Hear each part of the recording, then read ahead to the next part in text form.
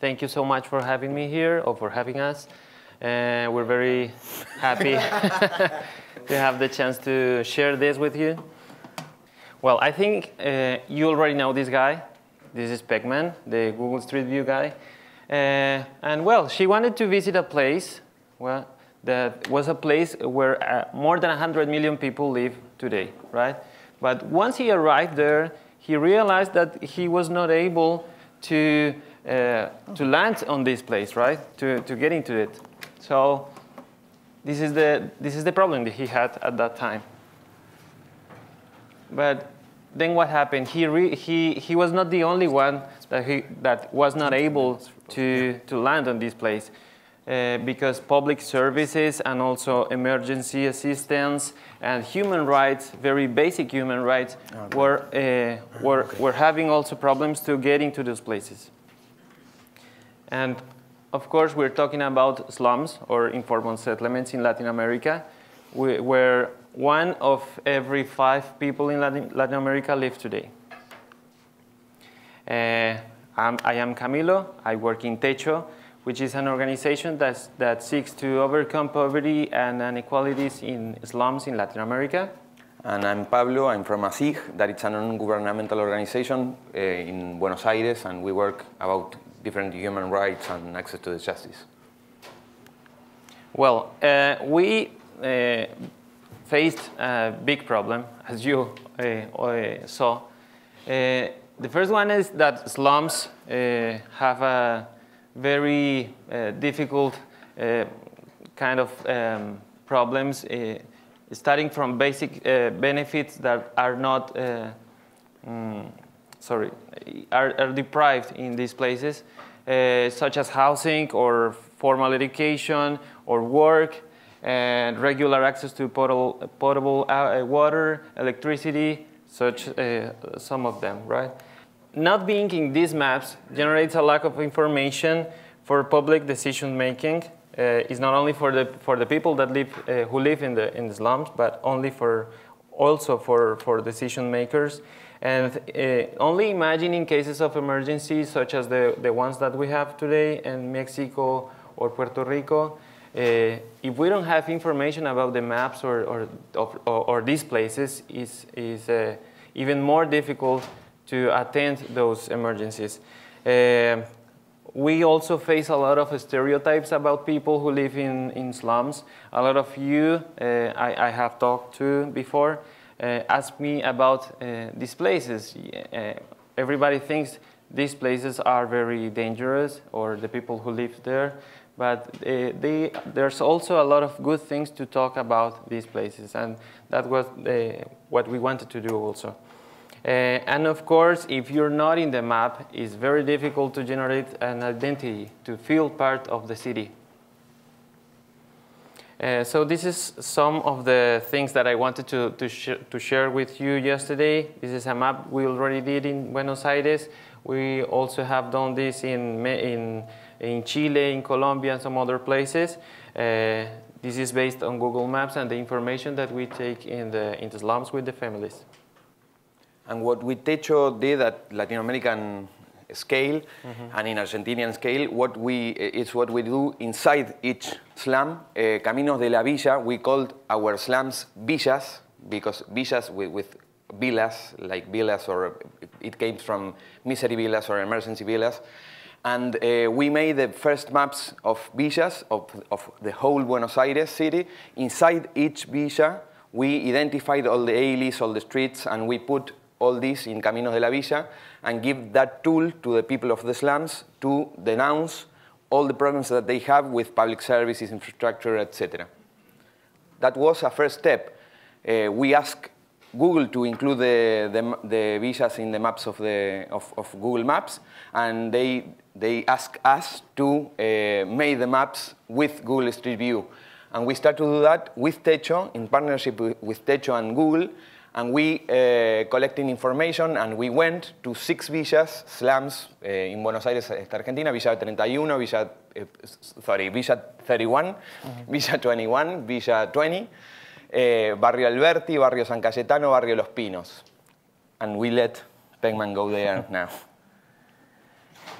what we do was everything with the people of the slums. The neighborhood we mapped were communities that understood that this project served them to be able to expose the reality. We think the Gmaps, the Google Street View, are like public services for them. It's something that you need not only to show where do you live, but to show how to solve a problem going by this side and not the other, to show a familiar or somebody else how to go there, etc. And from these kind of activities that TECHO, ACIJ, and Google start to do, the official maps start to include the slums in their maps, and it's something that it's part of a huge process of organization in the slums and the dialogue with the city government to include the slums not only in the maps but in the frame of the city. Well, here, for example, here we have an example of Villa 31, that is one of the biggest villas in Buenos Aires, the most centric villa in Buenos Aires. To go to the slum, nowadays, you can go to Villa 31, Villa 20, and Villa 21, 24 in the city of Buenos Aires and the other barrios in the surroundings. And you can walk through the alleys that are, some part of them are in shadows, but part of them are in the middle of the city, and you can see all the things that they have there. As you can see, it's not dangerous at all.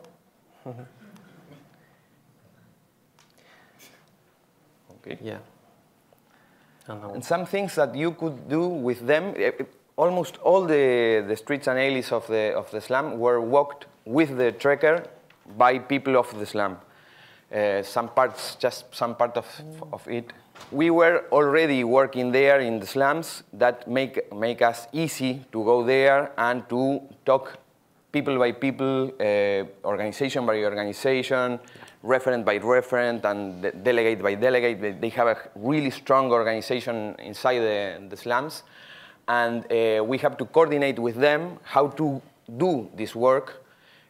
We expect more resistance from them. Everything there was built by themselves. And for example, they don't have to do only their own houses. They have to do all the public services, infrastructures, sub-kitchens, educational places, etc.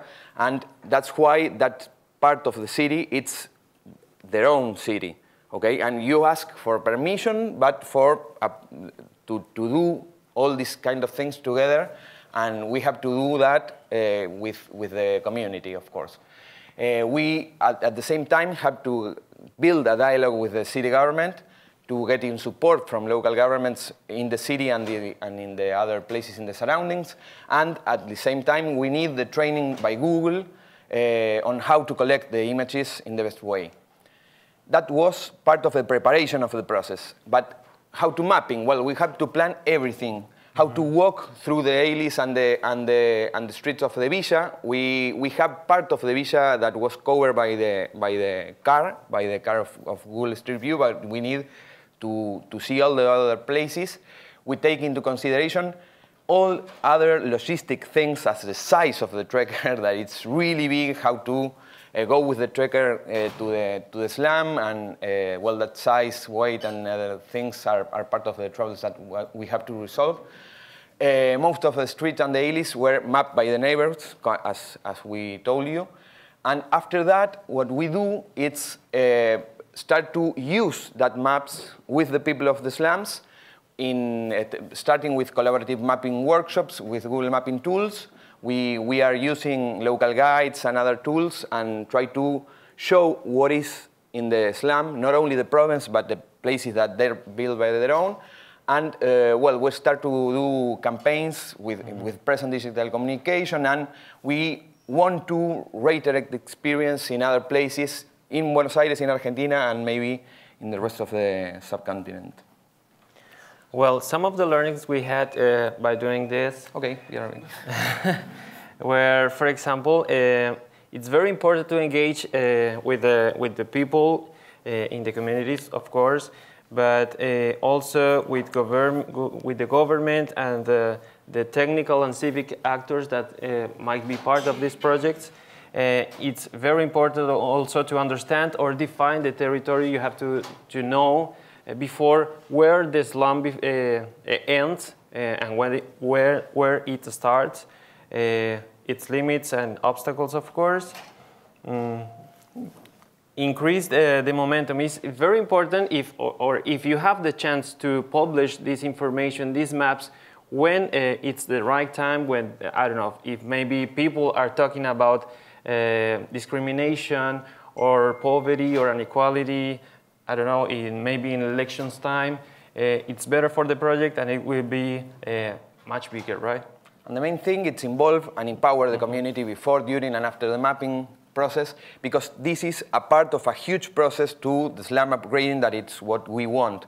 And the first idea is if they build their own neighborhoods, who better than them to make the map? Okay. Just to end, and we avoid the, the music. Un mapa uno representa los diferentes lugares o componentes. El no estar en un mapa implica no ser visible, no existir. It's okay, isn't it? Because we have two more minutes and that's it. Okay. Just like order 2 questions afterwards. Buenos Aires es una ciudad maravillosa, una ciudad activa, pujante, en movimiento. Pero por otro lado, Buenos Aires tiene otra cara que se puede ver en las villas, donde las condiciones de habitabilidad no son buenas. Y eso se ve cuando uno lo camina. Sometimes they don't have access to services like water or electricity. They don't even know that they have a health center 2 blocks away from where they live. El punto de partida para resolver un problema es reconocerlo, hacerlo visible, y la tecnología de Google puede y debe aportar mucho en este sentido.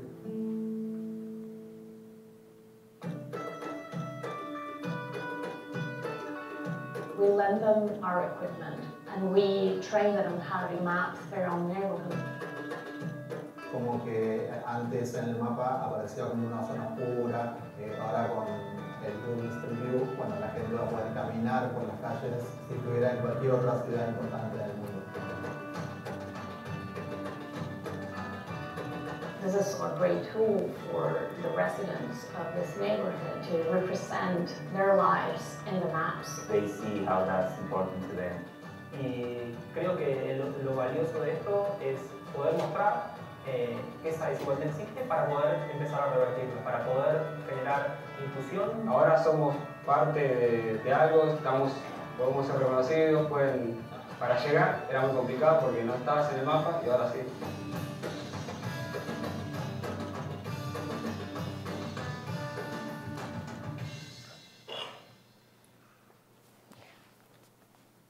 Okay, thanks. Thank you.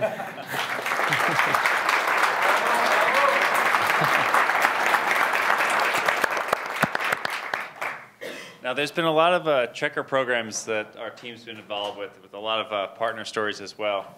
And one of the things that often comes up is, what is it like to walk through an environment when you carry your checker? And is it, people don't really notice and you just go about their business, or what happens? No, you're like somebody from outside the world walking through these alleys and these streets, and of course you are not part of the landscape as usual. But what we saw, it's that the people received that in a better way than we imagined. Maybe we thought that the people you have to think that the slums were almost evicted all the time, and the people they have promises of improvement, promises of eviction. They never know exactly what is going to happen with their own neighborhoods. And if somebody with a huge green ball in their head start to walk through your neighborhood, well, maybe you don't know what is going to happen. But as the people who walk through the streets were part of the neighborhood, maybe were reference leaderships or somebody that everybody knows, well, that was much easy. Okay. There was a time when Google was going to refresh its Street View imagery around here, and people all lined up and they held up signs, and then we've had bikers that try to follow behind the Street View cars Were there any pranks that happened? I don't know. No. I think no. Yeah. What happened is two things. If you see our slums, some people appears all the time because they were or in the surroundings or were trying to see what happens and following you. But in fact was maybe more children and people who was like curious about what's happened, but they just see and let them go. Mm-hmm. They're very helpful. Mm-hmm. All right, well, thank you so much. This is really interesting. And for people who are interested, I highly recommend talking to these guys after.